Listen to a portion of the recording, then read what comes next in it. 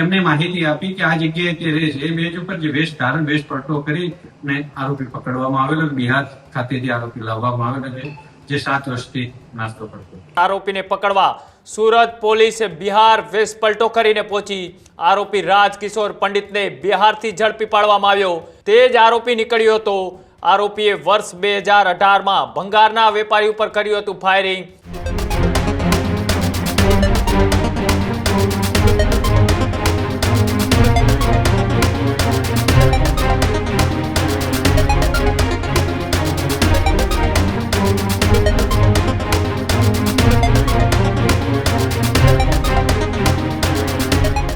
સમાચારોમાં આગળ વાત કરીએ ગુજરાત પોલીસની. ગુજરાત પોલીસ એ કોઈ પણ રાજ્યની અંદર આરોપી ફરાર થઈ ચૂક્યો હોય તો અનેક એવા આરોપીઓને પકડી અને જેલની હવા પાછળ ધકેલી દીધા છે.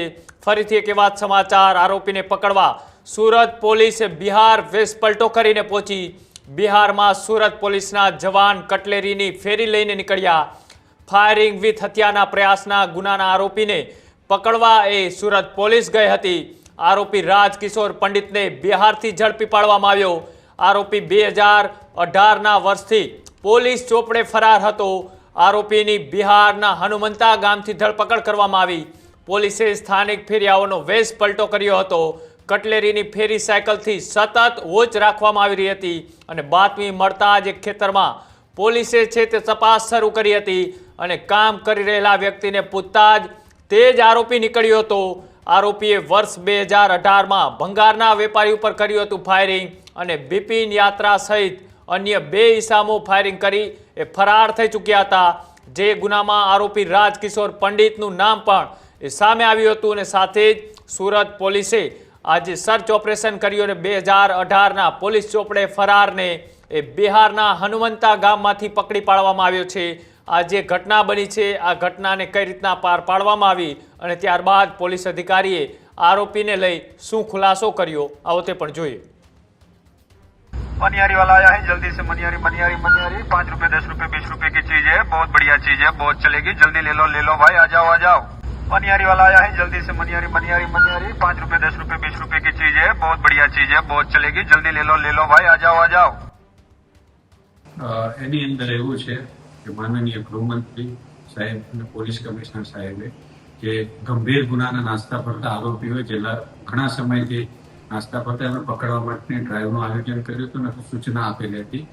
જે આધારે અમારે વેડ ચોકીની અંદર પીએસએ ડોડિયા અને એની ટીમ જે હતી ઇન્દ્રજીત છે, મહાવીર છે, એક ટીમ બનાવી હતી. એનો વર્કઆઉટ કરેલું હતું. એની અંદર હનુમત્તાની અંદર એક 307નો આરોપી જે ફાયરિંગ વિથ 307 હતું જેને વેપન આપવામાં આવેલું હતું. ત્યાં અગાઉ 3 થી 4 વખત ટીમ ગયેલી પણ પકડાયેલ ન હોય.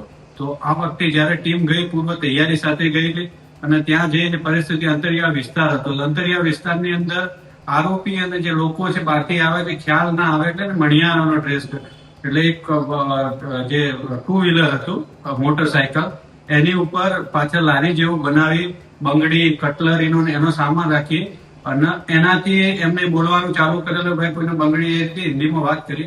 એ ઉપર આજુબાજુના જે મહિલાઓ ને બધા આવેલા અને પછી એમને એવું કહેલું કે અમે અગાઉના સમયમાં 2016ની અંદર 16 થી 18ની અંદર મારો એક મિત્ર રાજકુમાર કહીને હતો જે આ ગામનો છે અને અમે સાથે નોકરી કરતા હતા ટેક્સટાઇલની અંદર અને મારી સાથે હતો. ઘણા સમયથી મળ્યો નથી તો ક્યાં રહે છે. તો એ બેઝ ઉપર એમને માહિતી આપી કે આ જગ્યાએ તે રહે છે. એ બેઝ ઉપર જે વેશ ધારણ વેશ પલટો કરી અને આરોપી પકડવામાં આવેલો. બિહાર ખાતેથી આરોપી લાવવામાં આવેલો છે, જે 7 વર્ષથી નાસ્તો કરતો. આરોપીનું નામ શું છે, શું ગુનો કરેલો? આરોપીનું નામ રાજકિશોર છબ્બોલ પંડિત છે. ગામ હનુમત્તા બિહારનો છે અને તેને જે 307નો ખૂનની કોશિશનો ગુનો દાખલ થયેલો હતો. જે ગુનાની અંદર ફાયરિંગ પણ થયેલ હતું તો એમાં નાસ્તો કરતો હતો. હથિયાર એની અંદર જે હથિયાર છે રાજકુમારે જે ફાયરિંગ કરનાર હતો બિપિન મિયાત્રા એના હથિયાર આપેલું. અત્યારે કઈ રીતે તપાસ? અત્યારે તપાસ તજવીજ ચાલુ છે. એના રિમાન્ડ માટેની પ્રોસેસ ચાલુ છે.